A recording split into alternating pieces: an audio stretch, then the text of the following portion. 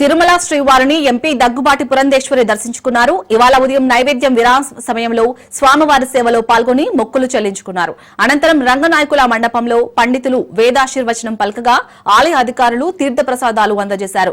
ఆలయం వెలుపల ఆమె మీడియాతో మాట్లాడుతూ మహిళా శక్తిపై శ్రీవారి అనుగ్రహం ఉండాలని ప్రార్థించినట్లు తెలిపారు. మహిళా శక్తి ముందుకు వెళ్తేనే దేశం ఆర్థికంగా సామాజికంగా ముందుకు వెళ్తుందన్నారు. మహిళా సాధికారతపై అనేక కార్యక్రమాలు పథకాలు తీసుకొస్తున్న ప్రధాని మోడీకి దీర్ఘాయువు ఆరోగ్యం ప్రసాదించాలని కోరుకున్నట్లు తెలిపారు. స్వామివారి పాదాల చెంత తిరుపతిలో మొట్టమొదటిసారి జాతీయ మహిళా సాధికార సదస్సు ప్రారంభం కావడం అదృష్టంగా భావిస్తున్నానని చెప్పారు.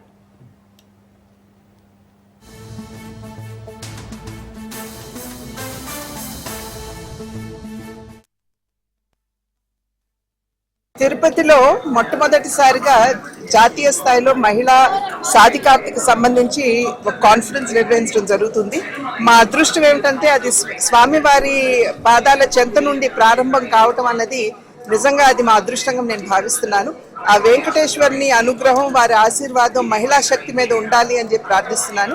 అదేవిధంగా నరేంద్ర మోడీ గారు మహిళా సాధికారతకు సంబంధించి అనేక కార్యక్రమాలు పథకాలు తీసుకుని వస్తూ వారిని ఏ విధంగా ముందుకు తీసుకువెళ్ళాలి అనేటువంటి ఆలోచన చేస్తున్నటువంటి సందర్భంలో వారికి కూడా దీర్ఘ ఆయురారోగ్యాలు ప్రసాదించాలని చెప్పి భగవంతుడిని ప్రార్థిస్తున్నాను.